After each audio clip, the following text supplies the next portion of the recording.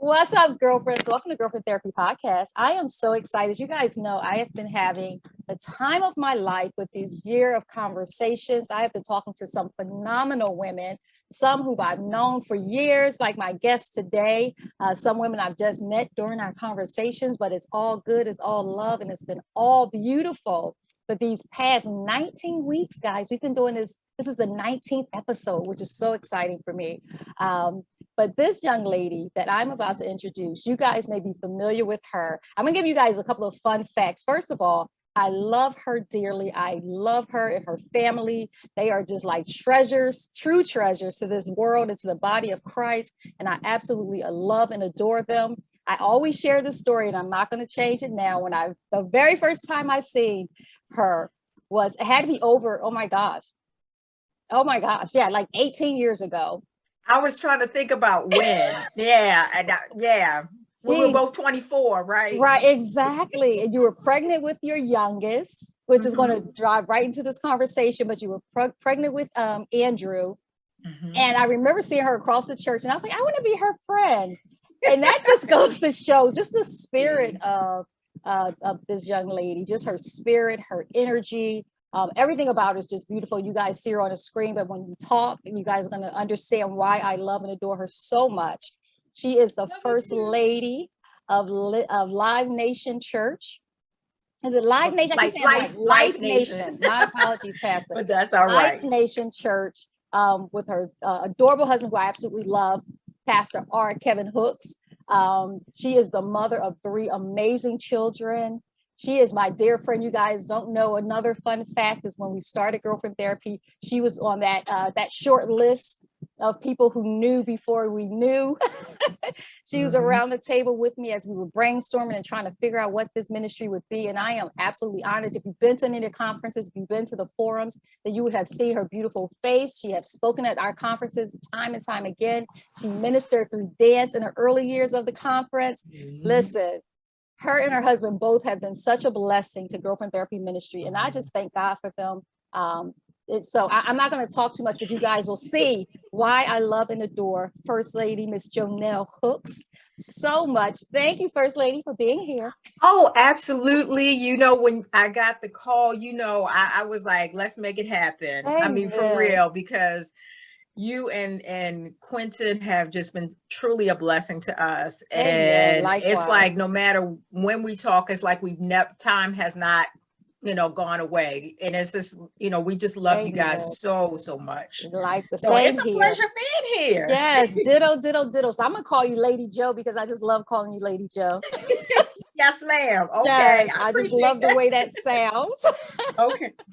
But it's so beautiful. Like I said, we met when you were pregnant with Andrew, who he's like 18 now, right? 17, he's 18? Actually 17.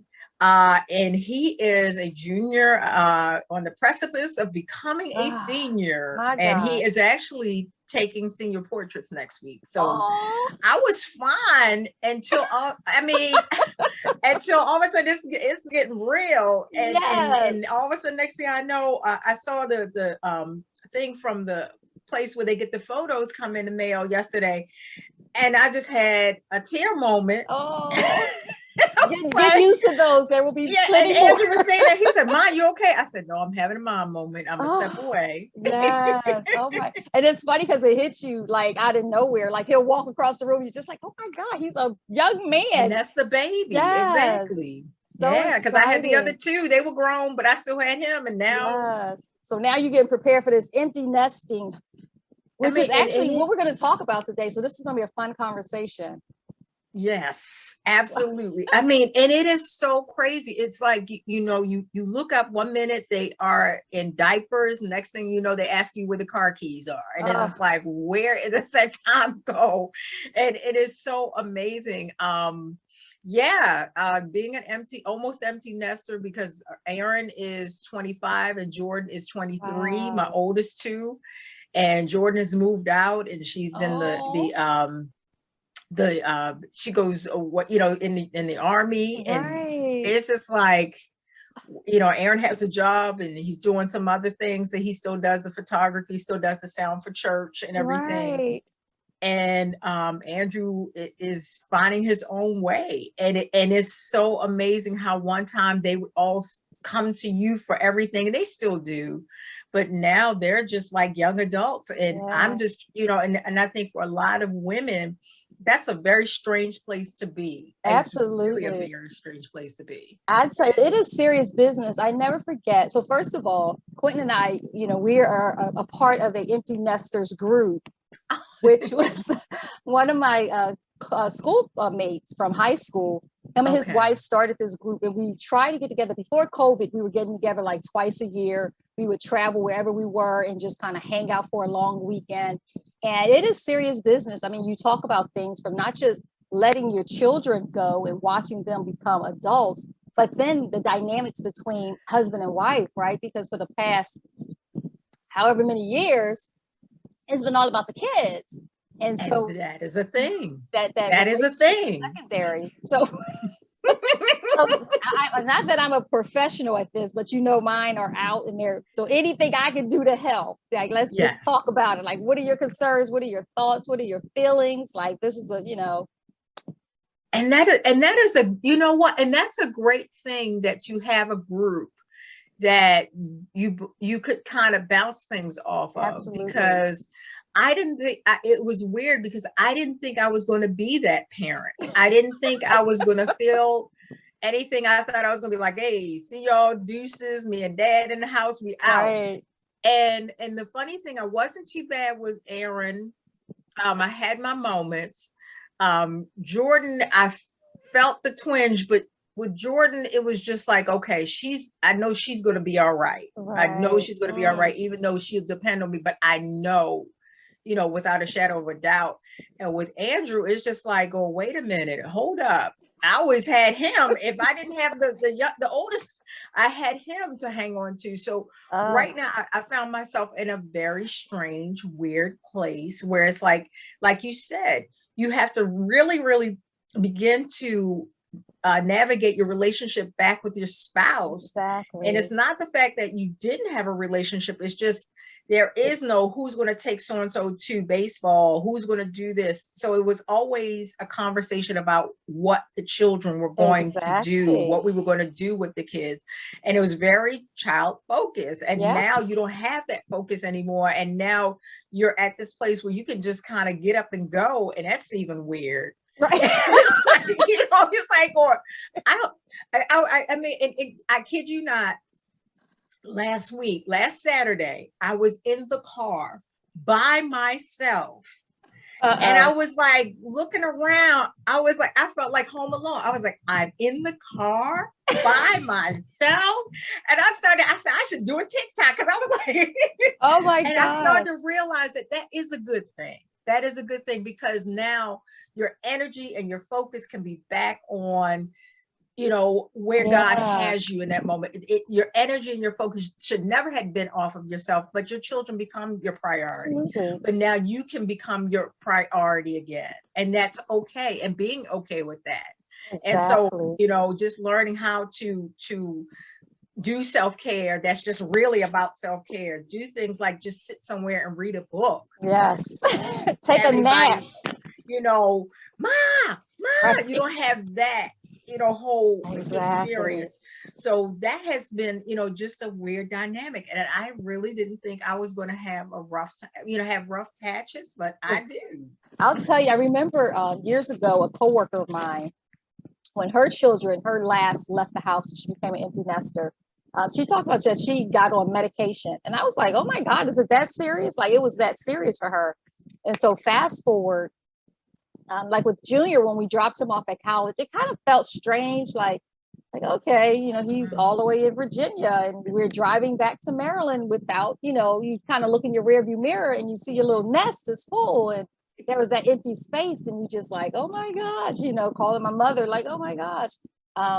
But, you know, we kind of navigated him because we still had Nia at the house. So she was, you know, she's more like a homebody. She's more like a, you know, be up under mom and dad. So that dynamic was, you know, was still there. That was comforting.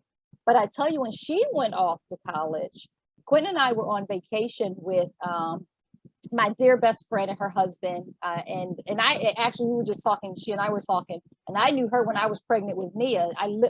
After I had Nia, she literally, I met her at my baby shower with Nia. So we've been friends for almost 27 years, which is crazy. But, we were on vacation, my husband and her husband, and they had already, the year before experienced their, dropping their last off at college. And we were talking, and me and Quentin was kind of like, we just had two totally different ideas. Quentin was retired military, he traveled a lot, and I was often like in single parent mode, like with the kids.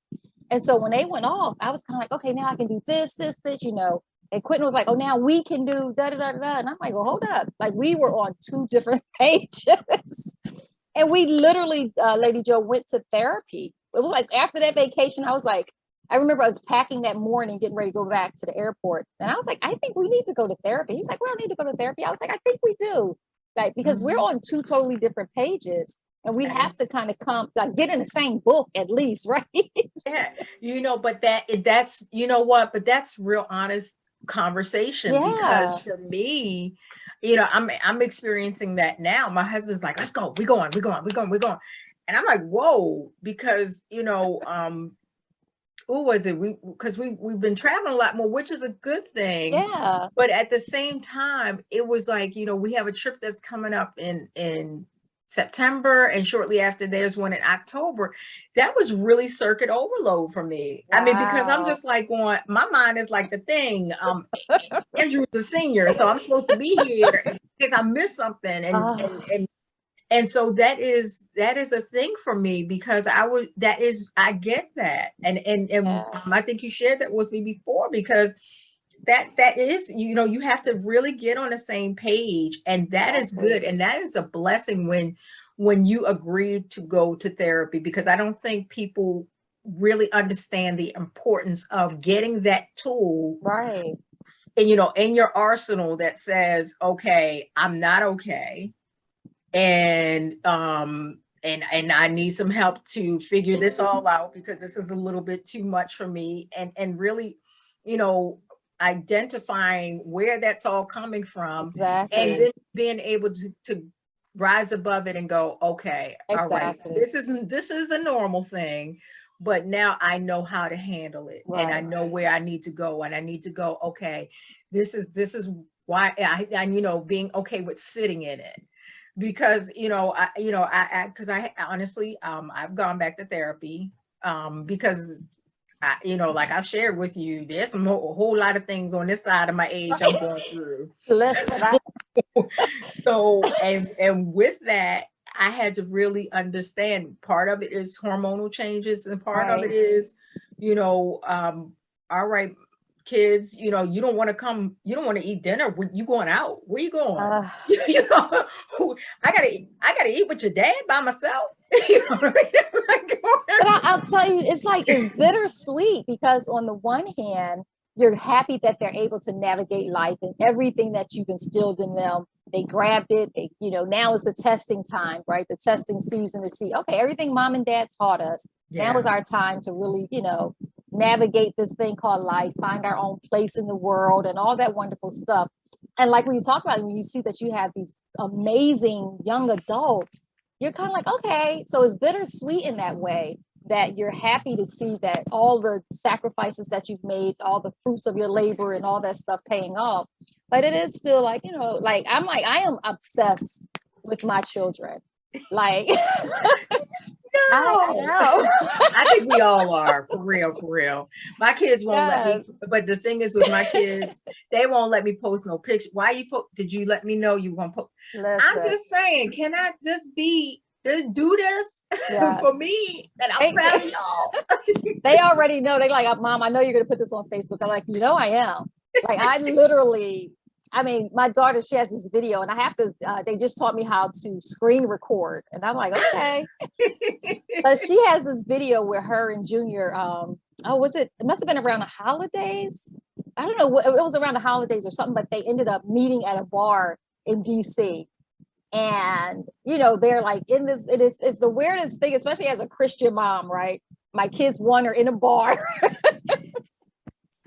But the video, when I tell you, Lady Jo, I watched this video over and over again. They're just like dancing together, and and I'm just like, my babies, But that is just the cherry on top. Yes. That is the cherry on top when you get the opportunity to see them become just these amazing, productive young people, just figuring it all out. Exactly. Because I know for me, the biggest thing for me, I had to let them begin to say, so, I mean, and we did this since they were like about 16, 17, when we knew they were getting older. It's like, okay, well, how do you think you need to handle that?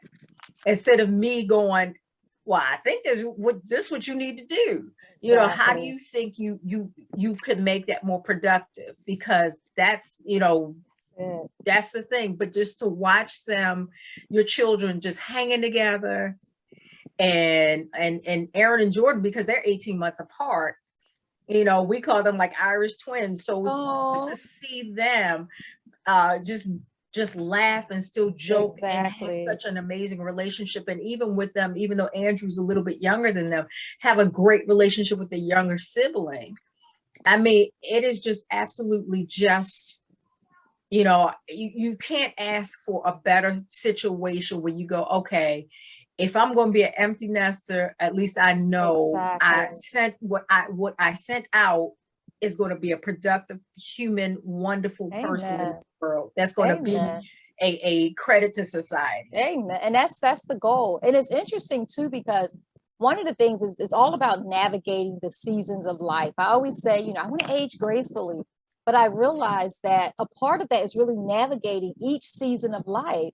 And I think with regards to our children, it's like that season where you're a young mother and you're still trying to figure it out. And, you go through those teen years and then they become young adults.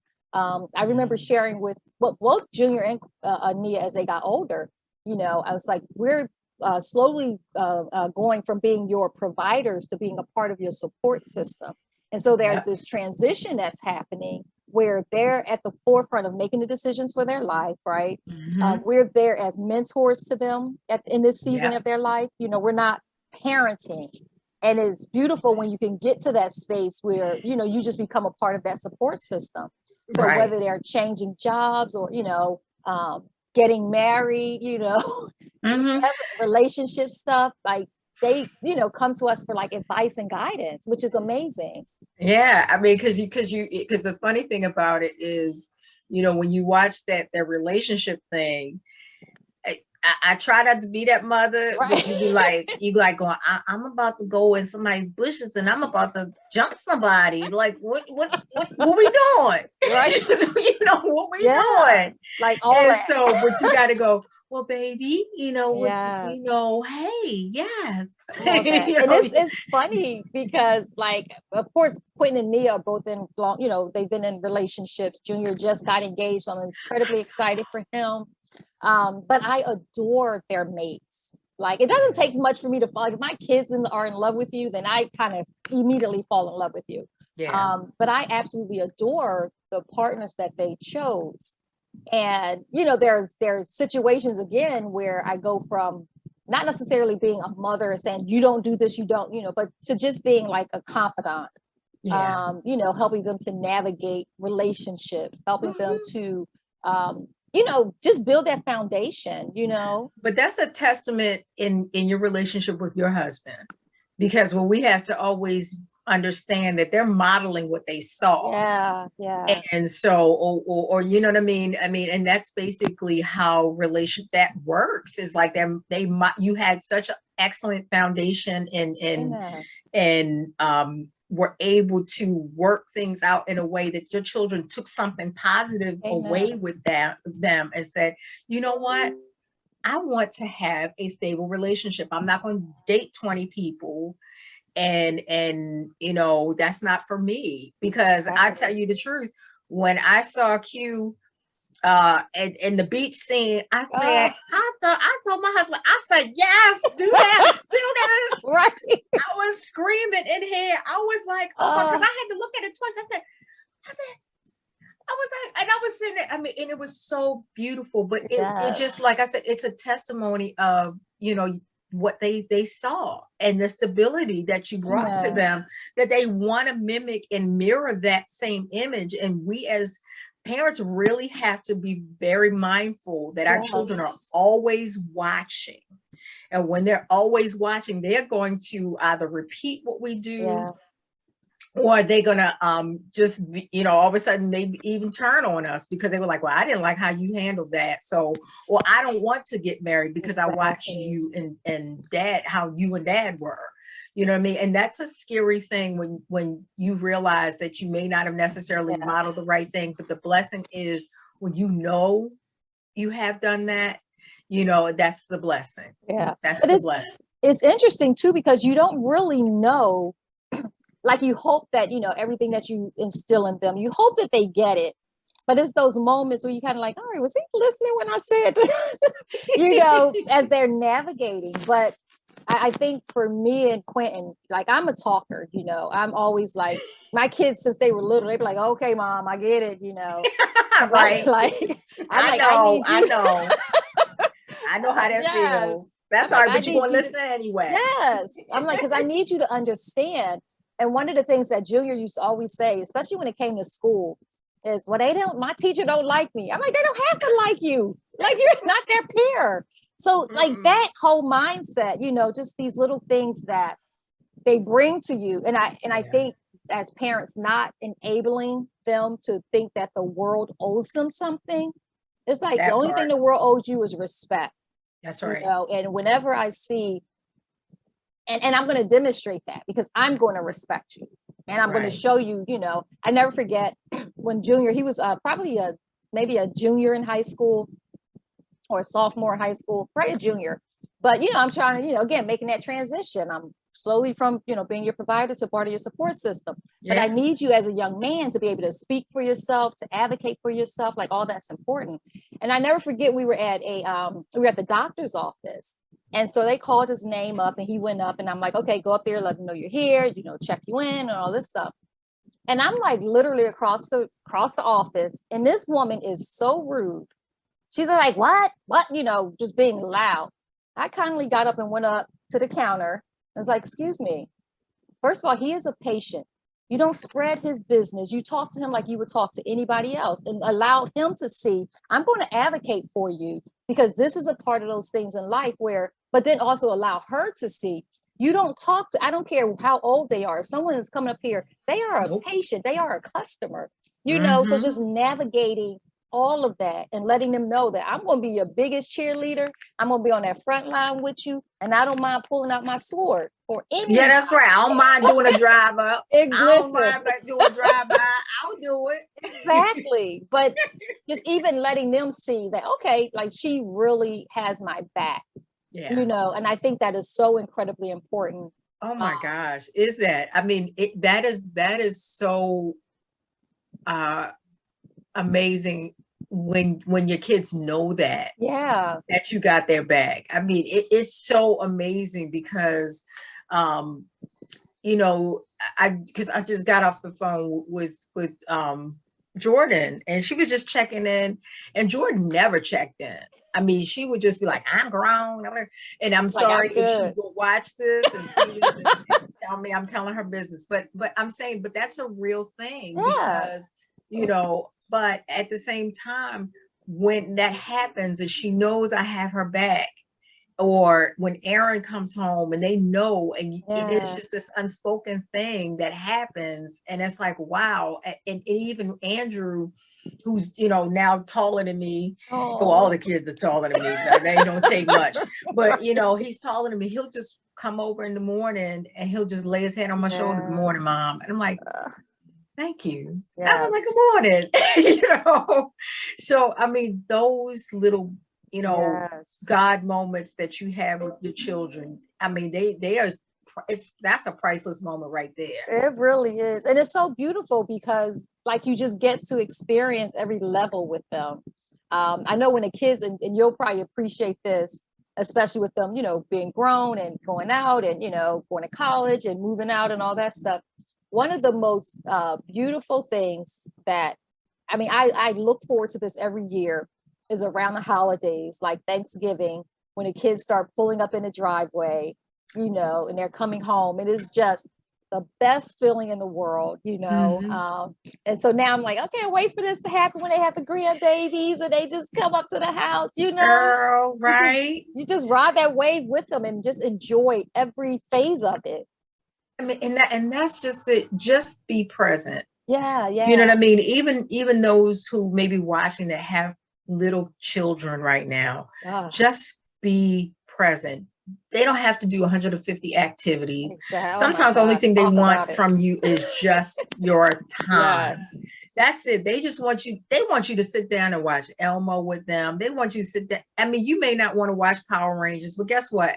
Do it. Right. Because they'll always take that experience and just go like, I remember we watched Power Rangers, or watch a movie with them. Just create experiences with them that are just what is it, a timestamp memory that Facebook can't buy, you know, Instagram can't buy, or your phone can't take a picture of, because those you know, memories that they can just feel in their heart, that's what matters the most. Exactly.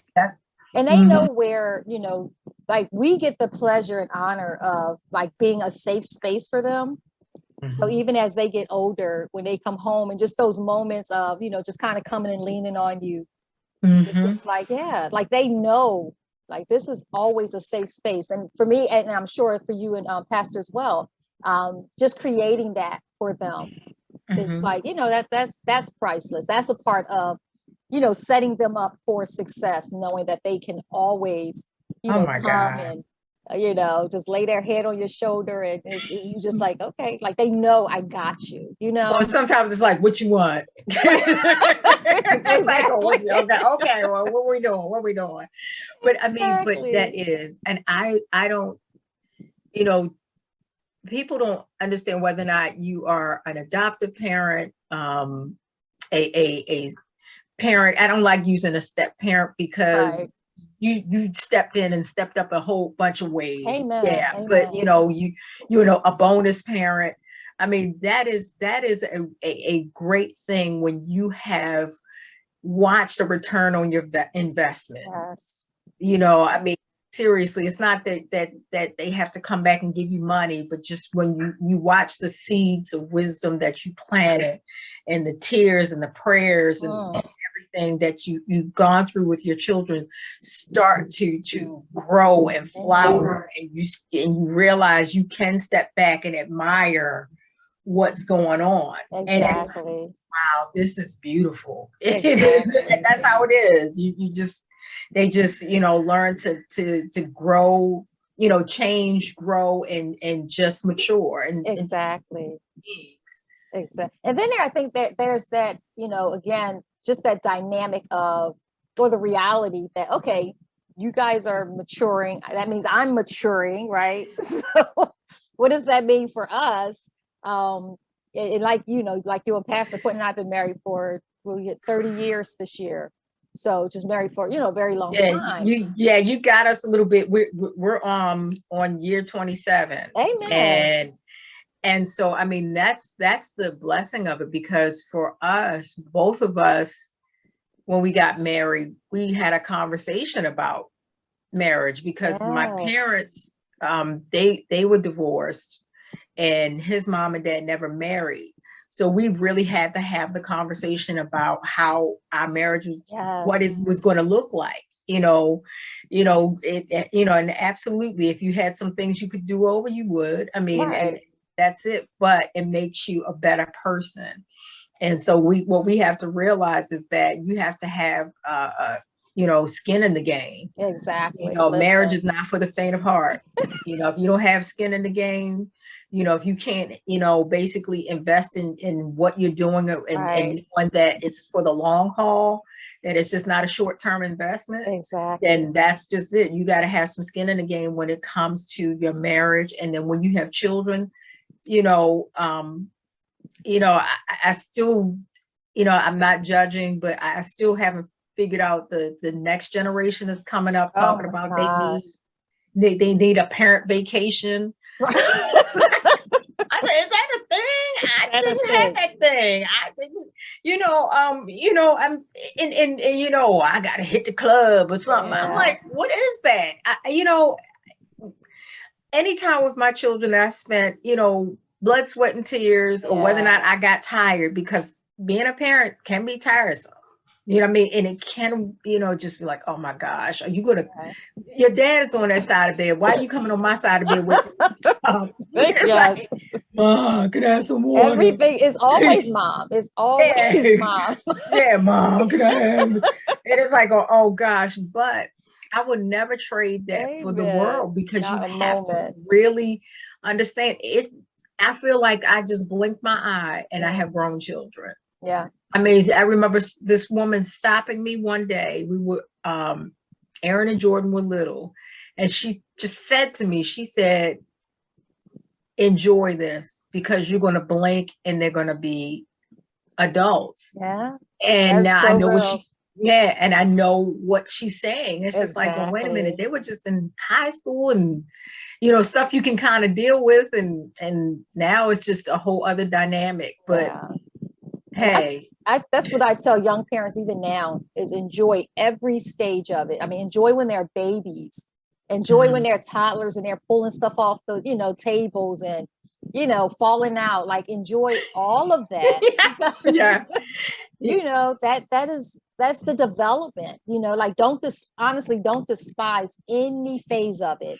No, because it just becomes even more rich as they become young adults. I think about, because of course the children are different, so the tactics that work for Junior does not work for Nia, right, and vice versa. So you have to really take time to get to know your child, and really just kind of, like I said, walk alongside of them. Like Junior, he went to an HBCU. He was all HBCU energy. Like, I knew that he could go yes, and thrive. Yes, and be fine.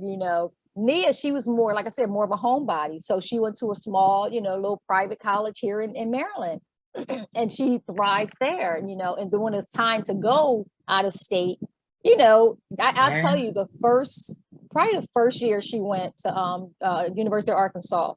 First of all, she must have came home like every month for like that first year. I think that probably was like maybe February. She didn't come home, but she was like every month she was home. And I think the Quentin was like, nope, as many times as she needs to come back and fly back to this nest, we're going to fly her back to this nest. Because I want her to get her footing, and I want her to, to be successful.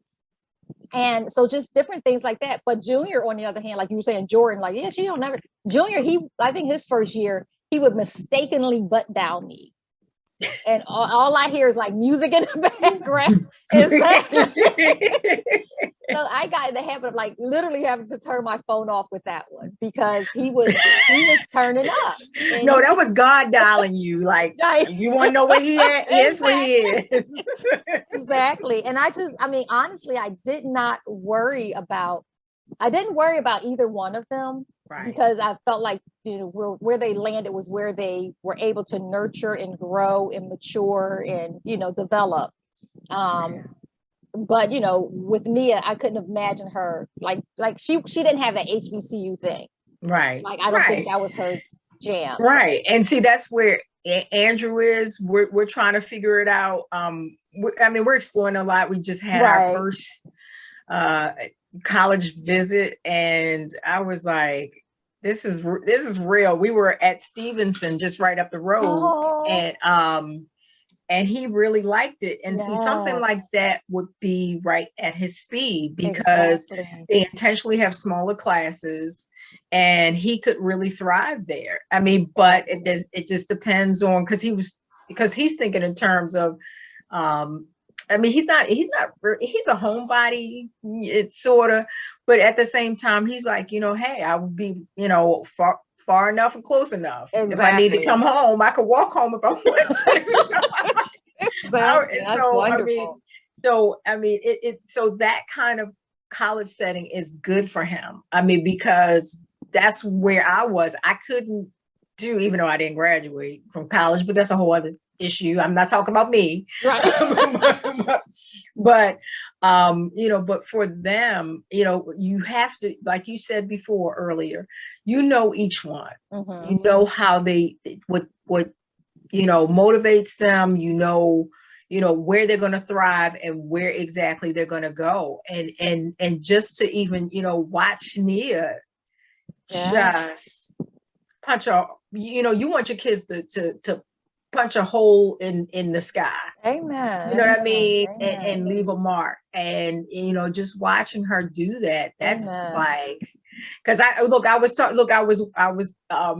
just to tell you a little backdrop. I had inboxed her and said, I stalked you on Facebook. I just wanted to say hello and congratulations, doctor, to be doctor. Yes. And that, not only that, I was looking at the fact, I said, are you at a cenote? And she said, yeah, we were in Mexico. And I was like, oh my gosh, she's been doing so much traveling. Yeah, she's been doing so much traveling, and it's incredible because, in fact, we were teasing her the other day. It was like, girl, you wouldn't even go to the store. Like, I can remember pulling up to like the grocery store, and she's like, I want to run in the store and grab whatever. And it's like, okay, go ahead. I'll pull on the side. She's like, Mom, like she would bawl, like she would be crying hysterically, like I can't go in there by myself. And it's like, man, look at you. Yeah, just jet setting all around the world. Like, I love it. But I think you have to help them get there, like it's just the right amount of push and pull, right. Just the right amount. So it really is such a balance. And then now we like laugh at so many of the things that, that she was afraid to do. And Junior has always been like super fearless. Yeah. But so he was always the kid, like, if you don't sit your butt down somewhere for you to tear something up, he was that kid, like just, jumping off the steps Mm-hmm. So with him, it was just, again, it was really different, like where we were setting up things so he didn't hurt himself. With her, we were kind of like, please go. Exactly, go a little bit. But I think to your earlier point as well, how some parents will like have their kids in just all kind of stuff. Like I said, Quentin was, we were a military family and he traveled a lot. And the last thing I was trying to do was be riding up and down 695 or 95, running these kids from one activity to the other. And so we would say, okay, what is it that you want to do? And every season they got to pick one or two activities and that was it. So if you picked football this season and you went to your first game, was like, I don't want to play. Guess what? You gonna go because we already paid and got all this equipment. And that's like a true story. Yeah, trust me, I know. Yeah. Because I remember kind of doing the same thing where they had to literally pick and choose just what we're doing. And because at the time my husband, we had a cleaning business at one point, and we owned our own cleaning business. So he would sometimes have to have jobs on the weekend.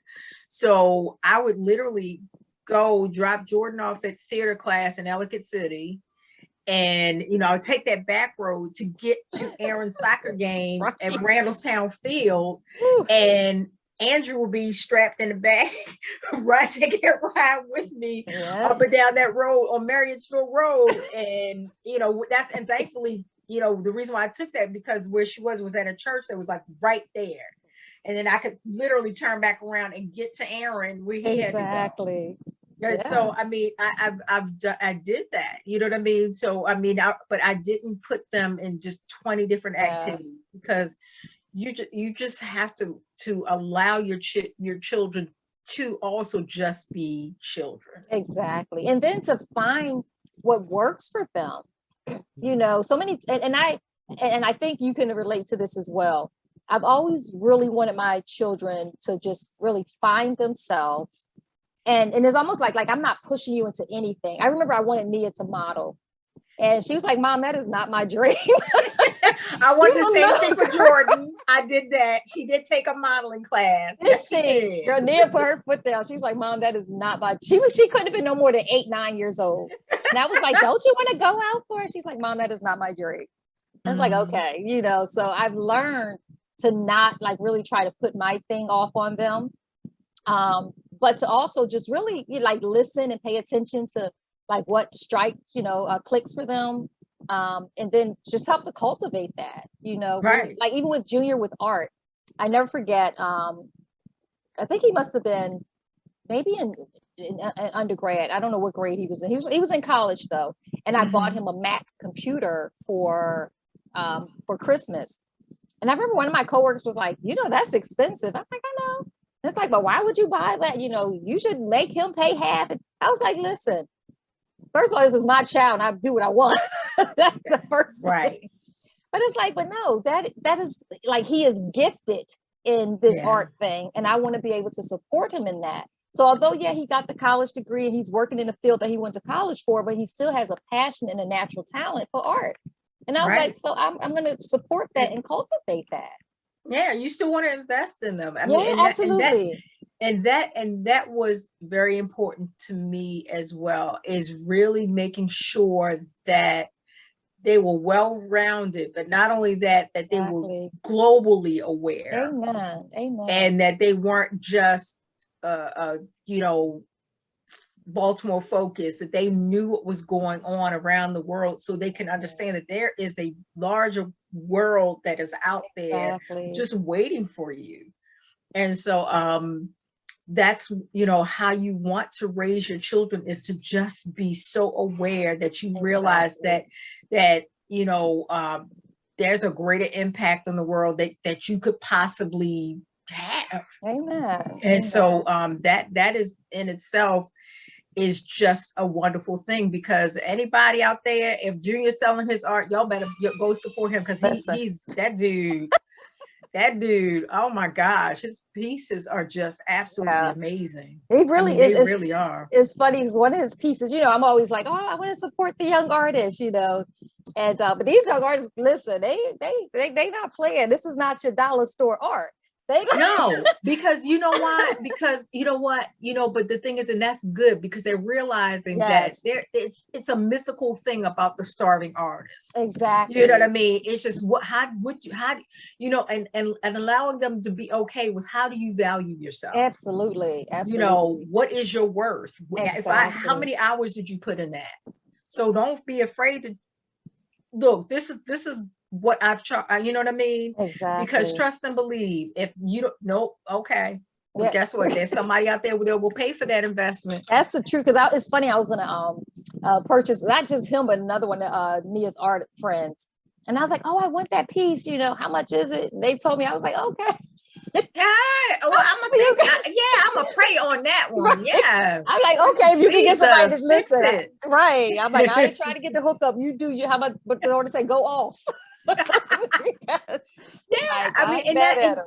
that's good. You didn't try to cheap them out or try to, hey, I'm gonna put it on layaway or something like that. No, it's just like, they really do. They know. I mean, this generation, a lot of times people misunderstand them. Yeah. But this generation, I think, far more are just fearless. They really. Yeah. And they're different in some good way, as every generation exactly is. But they really are just like, hey, I know what I have the ability to do. And it's just like that was the generation, they were like the first generation that when they came out the womb, their eyes were open. Right. I mean, real life. Yeah. I'm like, in real life. That was the first generation where you didn't have the babies with the eyes closed. They came out their womb. They was like looking around, the heads moving around. I was like, whoa, what is going on? So they were ready for the world before we were ready for the world. It is a beautiful thing, and we get to parent them into this next stage. And I know this time, I hate, I wish the time could stand still when I'm having these conversations, but we didn't even get into, like, we talked about the children part. We didn't even get into like the mate part, which is, its own piece, right? So we would have to have a part 2. We do. We'll have a marriage part 2. Exactly. So y'all make sure y'all support Girlfriend Therapy, and we'll be looking forward to a part 2. Exactly. And it's funny because I'm like, okay, I got I think I'm good through July, but I still got, the rest of the year I need to, get scheduled. So we will definitely, if you see let me know, girl. I'll make it happen. I think we owe it to our Girlfriend Therapy listeners to give them a part 2, because the marriage part, like the children part and coming to terms with that, that's one thing. But I think the marriage part and reconnecting with your spouse is a very real thing. Oh yeah, it is. You know, I mean, for so many reasons, I think, so Quentin and I, we've been empty nesters now for about 10 years. Mm-hmm. And it's, I think our relationship is almost like it picked up where we were, you know, before the kids came. It took some time to get there, but I think once we realized, you know, like, okay, this is, you know, we're still young and youthful enough to enjoy one another. And so that was a whole other phase of it. And that's a beautiful thing, because I kid you not, I know time is going, but I know today I was at work and he calls me up because he's off a couple days during the week, so he doesn't work all week, and he called me, yeah, such and such, so and so, he's just going on. I'm like, I'm at work, and I was like going, but he was going on, and I'm like, and I let him go, and then all of a sudden I was doing something at work, and I looked at, and I thought about it. I said, you know what? He's my best friend. Exactly. And I don't mean that in a weird sense that everybody go, oh, people always say that. But really, it's like he felt I was that person he could call and share that with. And he was so excited about, you know, his day. And I was just like, yeah, you know, and I don't take that for granted. So yes, a part 2 should happen about when that happens, that being your spouse's friend is that's really the nitty-gritty of where you can go. Because if you're not having moments where you fall more in love with them every day or every, you know, at moments in time, then you need to really reconsider your marriage, because it's not for the faint of heart. It's not always unicorns and rainbows. Exactly. But I tell you, when you put it all together, you know, it really just solidifies your marriage all that much more. Amen. And really, it's like, oh, wow. Okay, if we can go through that, guess what? We're unstoppable. Exactly. No, it's definitely a beautiful thing. And when you transition with the kids and kind of get back to each other, it definitely is a beautiful, beautiful, beautiful life. Yeah, you know, it really is. But so I know time is just, Is there anything that you wanted to share that you didn't get a chance to say or didn't get a chance to share? Other than the fact that, you know, it's okay to feel sad when your children are beginning to grow up and leave. It's okay to feel that feeling and know you're not alone. Amen. And if you do need therapy, go ahead and find that therapist for you and talk it out. Or even if you have you know, that friend that can really help you, you know, through that moment, and help you and understands that moment and not dismiss where you are and not say, girl, you crazy, girl, you ought to be having fun, girl, you ought to, you know, don't, you know, as long as you don't have that kind of friend, and it just allows you to just unpack that and just be able to go, okay, I'm gonna be all right. I just had a moment, okay, because girlfriend, you gonna be okay. It's gonna be all right. Go read a book, go take a walk, and realize you can go get your own Starbucks and your own ice cream. Yes. Without having to go, what I want? Like, nope, I know what I want. So thank you, Kwanza. I appreciate you so much. Same here. This is such a fun conversation because, you know, it just is. And I will tell you that you will have more of those moments, you know, those tear-jerking moments, and, you know, and it's all good. Like it is all good. It's all beautiful. And you just, you know, enjoying every phase of it. And I will survive. Yes. I love how you say I get to eat my own ice cream by myself, girl. That is, yes. Right. Don't have to ask nobody. Just go to the bathroom without somebody knocking on the door. Right. It's a beautiful thing. Yes, it is. But thank you so much, Lady Joe, for joining me today and having such a fun conversation about empty nesting and child rearing and all that beautiful stuff. You guys know I love you so much. You and Pastor is just, you know, love y'all, love you and dear to our hearts. Yes. Thank you guys for listening and tuning in. Look for part 2 because it definitely is going to be a part 2. It has to be. But definitely listen to this podcast, you know, prayerfully you get something from it. Empty nesting is a beautiful thing. Child rearing is a beautiful thing. like we both said, just enjoy every phase of it. Blessings to you guys. And until next time, blessings.